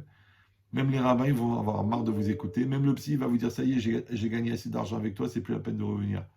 Donc, puisque tout le monde s'en fout, arrêtez de faire les choses pour avoir des spectateurs de vos bêtises. Donc, faites l'effort, retenez la négation, et ça, c'est un travail personnel. Par contre, le meilleur de vous-même, donnez-le à l'autre. Maintenant, la communion des bonnes volontés s'appelle l'amour. Maintenant, c'est ça le projet de ce cycle de cours. C'est que moi, je vais vous montrer comment est-ce que le respect, ça permet la communion des bonnes volontés. Comment est-ce que la bonté, ça permet la communion des bonnes volontés. Comment juger positivement, ça permet la communion des bonnes volontés. Mais il faut qu'on soit d'accord, d'abord, que c'est ça le projet. Le projet, c'est de faire un. Parce que si le projet, c'est trouver des arguments pour accuser l'autre, pour casser l'autre, c'est pas la peine de faire un cours de Torah. C'est pas la peine, t'as qu'à écouter Cyril. D'accord? Voilà. Donc maintenant, vous êtes là. Ça fait 1h09. Maintenant, est-ce que les femmes, elles peuvent se mettre aussi à l'écran? Elles peuvent ou non? Alors, j'ai envie qu'avec votre pouce, vous me disiez si oui ou non, vous vous engagez à faire ce travail. Oui? Bon. Et Azran, c'est bon. Lionel, j'ai vu que le pouce. J'espère que c'est pas le sien. Jeff. Jeff, on s'engage ou non? Madame Jeff, Kola Kavod. Raphaël Ben Simon, Madame, elle s'engage. Super. Samuel Maman, j'ai vu. C'est bon. Est-ce que j'ai eu tout le monde là? Galaxy S9 Plus. Super. Avner. iPhone de Avner, c'est bon. Et monsieur, il est où? Il est parti dormir. Laura Gomez, ah c'est bon. D'accord. C'est bon. iPhone de I, je ne sais pas qui. Yann Azran, c'est une photo, donc lui, il fera comme il peut. iPhone de Esther. Ah voilà, Jérémy Suissa, il a mis carrément le pouce, lui. Axel. Michael, super. Donc, pourquoi je vous ai demandé lourdement d'exprimer la chose? Parce que c'est marqué dans le Baal Shem Tov que pourquoi la parashat Trouma, elle vient juste après la parashat Mishpatim? Parce que dans Mishpatim, on donne beaucoup de lois. Ouais, et juste après, la parashat Trouma, c'est marqué Veikrouli Teruma. Alors il dit le Baal Shem Tov que les engagements, ils sont de valeur, c'est-à-dire les enseignements, ils ont de valeur que quand on s'engage. D'accord? Donc moi, ce que je vais vous demander, c'est beaucoup d'efforts. Ne croyez pas que ça va être facile. Si Dieu veut, les satisfactions obtenues vous nourriront pour continuer à faire les efforts. Mais quand vous verrez cette atmosphère, si Dieu veut, cette bonne atmosphère, cette proximité, cette communication, cette communion, cette solidarité, et qu'elle amènera la Shekhinah dans vos maisons, elle amènera la bracha dans vos business, elle amènera la compréhension dans votre Torah, elle amènera des enfants qui seront des enfants d'amour, pas des enfants que vous aurez fait pour mettre de l'ambiance dans la maison. Ouais. Donc à ce moment-là, vous verrez que ça valait la peine de faire un effort pour atteindre ce résultat. Voilà. Alors moi, j'ai terminé pour aujourd'hui. Si vous voulez mettre les micros et qu'il y a des questions, des choses que vous n'avez pas compris, bon, je doute bien que les problèmes personnels, vous n'allez pas les évoquer en public.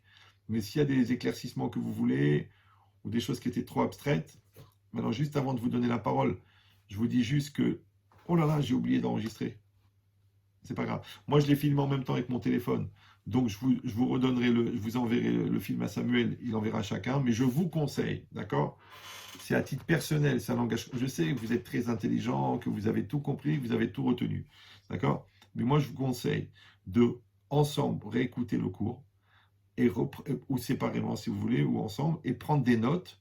D'accord? Et comme vous avez 30 jours, vous allez le séquencer et essayer de travailler un peu chaque jour sur chaque notion. Vous me suivez ou d'accord? Et moi, vous en faites pas. La prochaine fois qu'on se verra, j'ai pas besoin de faire une interro écrite. En 4 minutes, je verrai tout de suite si vous avez capté ou non. D'accord? Et si vous captez, et si on avance sur quelque chose de construit, ou simplement qu'on se fait un passe-temps pour pouvoir dire aux gens, j'ai réussi à coincer Yahya pendant 1 heure. Voilà. Alors, est-ce qu'il y a des questions? Juste, je voulais dire, pour faire que le cours soit dédié à la Refoua Shelema de Gabriel Ben Hana Bar Shechat. Alors, on demande que le cours soit dédié pour la Refoua Shelema de Gabriel Ben Hana. Gabriel Ben... C'est un garçon ou une femme? Gabriel Ben Hana Bar Shechat. Bar Shechat. Je vous lui envoie une Refoua Shelema parmi tous les malades d'Israël. Est-ce que vous avez des questions? La formule, déjà, elle vous plaît, elle vous intéresse? Je ne sais pas, peut-être que vous attendiez un spectacle ou quoi, une série de blagues. Rabbi, Oui. Rabbi, tout à l'heure, vous avez dit, ouais, peut-être on ne fait pas tout le chemin ensemble, ça on ne sait pas, on ne peut pas savoir. Ouais. Et je n'ai pas très bien capté ce que vous voulez dire. Ça veut dire qu'il y a des gens qui sont qu'est-ce que ça veut dire, on ne sait pas ce qu'on veut faire tout le chemin Alors, ensemble? moi, je vous dis, dans l'absolu, d'accord, il y a une notion dans la Gemara, dans Sota, d'Avbet Amoud Aleph, qui s'appelle Zivug Rishon Zivug Sheni, et que normalement, on est fait pour rester ensemble toute la vie, d'accord? Mais des fois, il y a des personnes qui ont épousé ce qu'on appelle des étapes. C'est-à-dire que, bon, je donne un exemple grossier, d'accord? Quelqu'un, je sais pas moi, il a un gros problème de colère, il va épouser une femme super calme, d'accord? Et lui, il règle son problème de colère, et grâce à ça, il a atteint un niveau de maturité, et après ça, il divorce, et il rencontre une autre personne qui est la complémentaire de ce qu'il aurait dû être son premier mariage. Vous me suivez ou non? Ou pareil, il se marie, il est complètement religieux, l'autre n'est pas religieux du tout. D'accord? Ils s'engueulent, ils se prennent la tête à cause de la religion, ils se quittent. D'accord? Et puis l'autre, ou le contraire, il fait des chouvas extraordinaires, et puis maintenant, ils deviennent les deux religieux. Mais après, ils s'engueulent, ils se prennent la tête, ils ne sont pas compatibles. Et lui, en fin de compte, il rencontre quelqu'un après son divorce. que la fille la connaissait, ils étaient ensemble à l'école à Marseille, et en fin de compte, ils étaient faits l'un pour l'autre. Mais il n'avait pas accès à cette personne-là parce qu'il n'était pas assez religieux, donc il a fallu un mariage étape pour arriver à un mariage final. Vous me suivez ou non? Maintenant, je vous le dis, c'est pas en tant qu'un scénario que Hazvé Shalom de ce qui va vous arriver, mais je vous le dis parce que c'est le Hémet. C'est-à-dire qu'on on peut pas être certain que la personne avec qui on est, c'est pour toujours. Parce que peut-être que c'est une étape. Maintenant, vous en faites pas que les trois quarts des gens, ils sont faits 100% l'un pour l'autre, mais seulement qu'il faut faire le travail de compatibilité. Donc, de toute façon, donc les trois quarts des gens qui divorcent, c'est pas des gens parce qu'ils ont fait ce qu'il fallait et qui se quittent. Les trois quarts, ils divorcent parce que justement, ils n'ont pas fait ce qu'il fallait. Donc, il ne faut pas prendre la référence de genre, si on divorce, c'est Mina Shamaïm, parce que 90% des gens qui divorcent, c'est par négligence ou par Yetzerara. Donc celui qui n'a pas fait ce qu'il fallait, il ne peut pas constater que c'est normal que ça se termine mal, alors qu'il n'a pas tout fait pour que ça se termine bien. Et à part ça, n'ayez pas peur, je ne mords pas, et puis d'ici là, je ne peux pas vous transmettre des postillons de Covid. Pas de questions? Peut-être il faut que je mette les micros, j'en sais rien. Je crois que quand vous parlez, ça active le micro. Hein.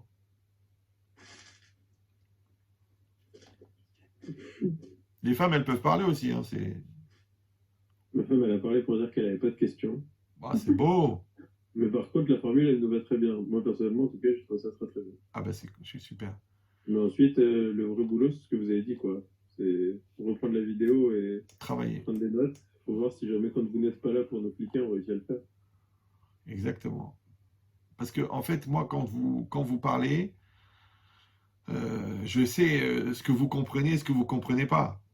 Vous me suivez Et ce que je vous ai donné, en vérité, c'est très, très, très concentré. C'était très, très, très abstrait. C'était pas vraiment à la halema assez, c'était pas vraiment des cas pratiques. Parce qu'aujourd'hui, on est obligé de faire quelque chose de très abstrait parce qu'on a donné juste la trame, c'est juste le fond du tableau. Après, quand on va travailler sur chaque principe, comme on a dit, la générosité, le yetzara dans le couple, la communication, donc là, on va plus étayer, on va faire plus. Mais j'avais besoin qu'on soit certain qu'on a compris qu'il y a un travail personnel et un travail de couple, et que le but, c'est de faire la fusion. Si on est d'accord avec ça, on a compris le principal de ce cours. Après, si vous voulez le réécouter, vous allez voir qu'il y avait beaucoup, beaucoup d'éléments à l'intérieur. Raph, moi j'ai une question, s'il vous plaît. Allez, on y va. Vous avez parlé donc du travail de soi-même et du travail du couple. Oui. Ok, mais après vous avez dit il faut éviter de regarder un petit peu l'évolution, enfin, d'être critique et Ouais. sévère et de juger, on va dire, l'évolution de l'autre. Ouais. À quel niveau de distinction? Parce que quand on travaille de couple ensemble, c'est un travail de motivation. On va donner nos points forts, nos faiblesses.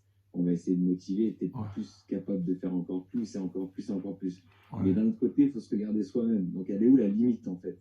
Ah ben, en fait, c'est pas ça. C'est que dans le travail personnel, d'accord? D'ailleurs, je vous ai même pas demandé, enfin, personne n'a posé la question, est-ce qu'on peut avoir une méthode pour faire le travail personnel? Mhm. Parce que des fois, on ne sait même pas ce qu'il faut faire. Bon, j'ai compris, il faut que je me travaille, mais comment on se travaille? Donc ça, je peux vous donner aussi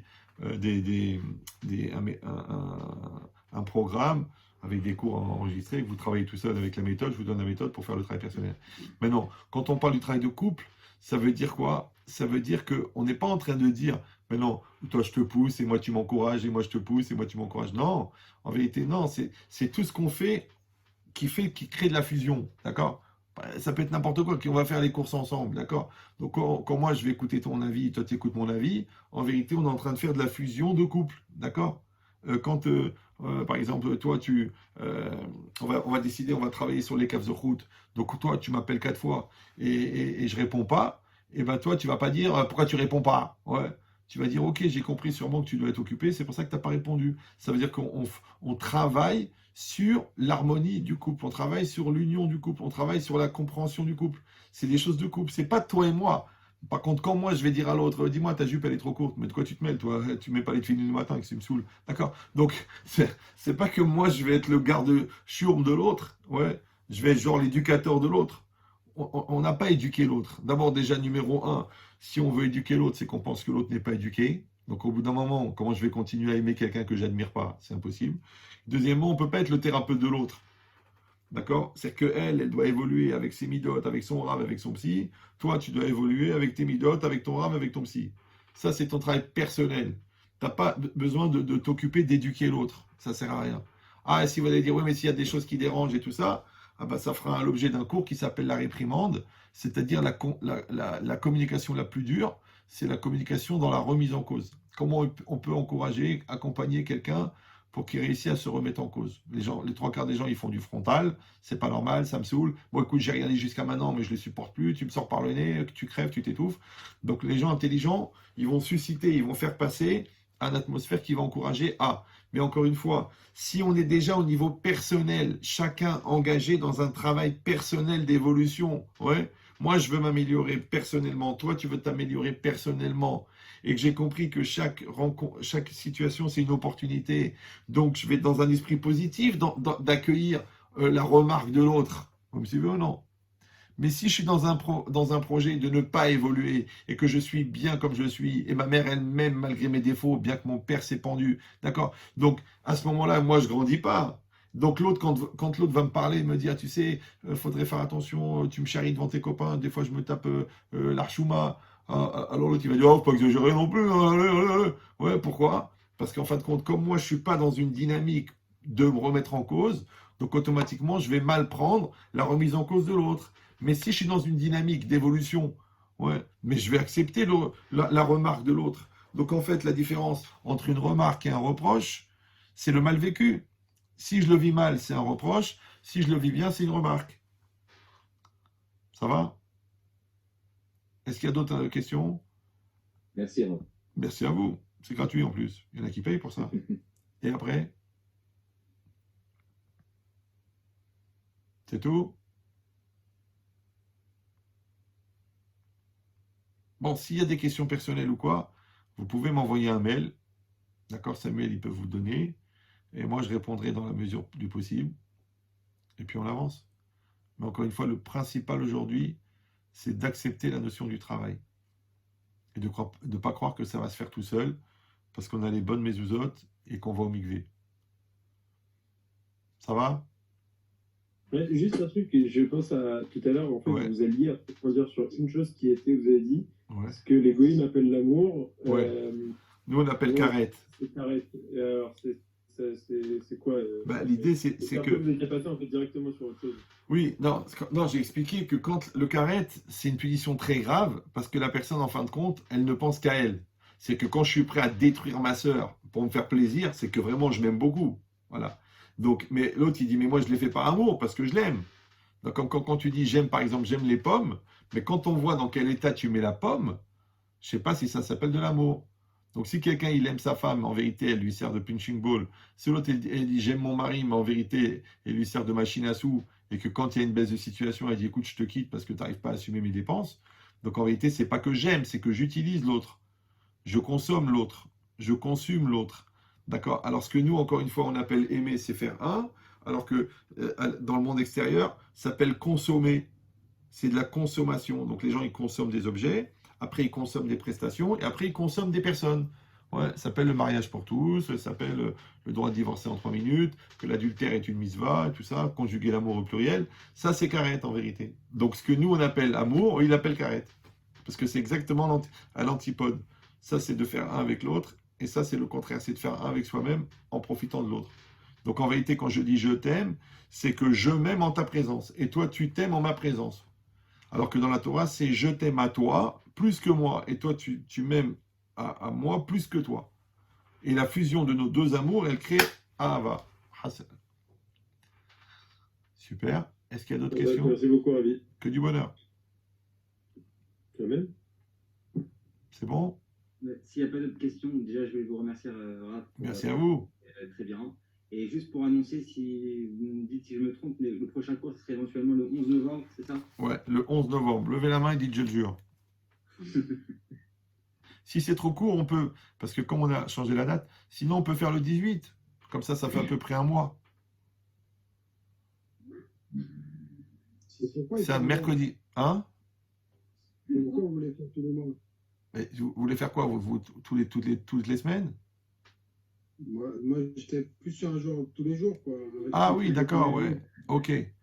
Non, mais là, C'est une ça, formation H24. là, Baba, va falloir que tu travailles pour moi. Là. Ça va te coûter 2 bras plus un morceau de la jambe. Euh, dé- déjà, une fois par mois, c'est pas mal. Non, mais je vous explique. Moi, je l'ai fait avec des couples, je l'ai fait avec des groupes, je l'ai fait avec des gens. Euh, on peut faire tous les 15 jours. Mais encore une fois, le principal, c'est pas les informations. Parce que là, encore une fois, c'est de la télétorah. C'est combien vous allez travailler. Et le travail, croyez-moi, que ça prend du temps. Vous me suivez ou non? Vous croyez juste on va réécouter le cours et puis c'est bon. Non, non, non. Vous allez faire des exercices avec. Vous allez comprendre différemment à la deuxième réécoute. Vous allez vous fixer des objectifs par rapport à ce que vous avez entendu. Ça prend du temps. Parce que si je vous parle beaucoup, ça s'appelle de la motivation. D'accord? Si je vous fais du travail, ça s'appelle de l'orientation. Donc vous décidez, ou c'est moi qui bosse, ou c'est vous qui bossez. Maintenant, moi, je ne suis pas censé faire le travail pour vous. C'est vous qui devez faire le travail. C'est comme le prof, il te donne le cours et après les exercices, c'est toi qui les fais. Voilà. C'est à vous de faire les exercices. Donc le 18 novembre, c'est bon pour tout le monde? Je note? Oui, non? Oui. Allez, super. En tout cas, on colle un kavod à Samuel qui a pris cette initiative. Que ça lui amène que de la bracha, que du nachat, que de la simcha. Ah bah la femme de Samuel, Madame Anonyme, qui est extraordinaire. Voilà, moi c'est noté dans l'agenda. Débrouillez-vous. Merci À bientôt. beaucoup. Merci. Encore une fois, s'il y a des Merci questions ou beaucoup. quelque chose, vous m'envoyez un email et puis je répondrai comme je peux. Et si quelqu'un veut faire un travail personnel, eh ben, je ne suis pas sur quelque chose, eh ben, je lui envoie aussi le programme. C'est des cours avec une méthode. Excusez-moi, Oui. si je me permets. Déjà, merci beaucoup du temps que vous avez pris pour nous donner de la lumière. Merci beaucoup. Merci à vous. Et ce programme dont vous parlez, Ouais. c'est pas, je sais pas comment il est structuré, etc. Ben, c'est très simple, c'est une série de documents avec des cours en MP3. Vous le recevez par mail et il y a une méthode que vous devez utiliser pour faire le travail. Donc, quand j'ai parlé d'exister, de se respecter, au niveau personnel, hein, je parle, hein, ben c'est comme une feuille de route pour faire ce travail. Avec des exercices concrets. Ah ben, les exercices, c'est vous qui allez les créer à partir de l'auto-analyse que vous allez faire pour les cours, sur les cours. Mais tout est expliqué dans la méthode. Ok. Il y a des milliers de personnes qui font des programmes comme ça. Il y a des programmes pour la colère, des programmes pour chaque chose. Mais là, c'est un programme global pour exister, pour devenir soi-même. À part ça, je vous conseille aussi, c'est pas commercial, parce que sinon je le vendrais 20 000 €, c'est de travailler sur mon livre aussi, le livre bleu. Il va vous faire gagner des années de thérapie. Même pour les gens qui ont l'habitude d'étudier et qui vont dire, bon, c'est en français, je vous conseille. Ça s'appelle La vie, une invitation à être. Okay. À bientôt. À bientôt, merci beaucoup. Merci à vous, Kol Tov. Merci beaucoup, comme tout. Bye bye. Good Shabbos. Ah,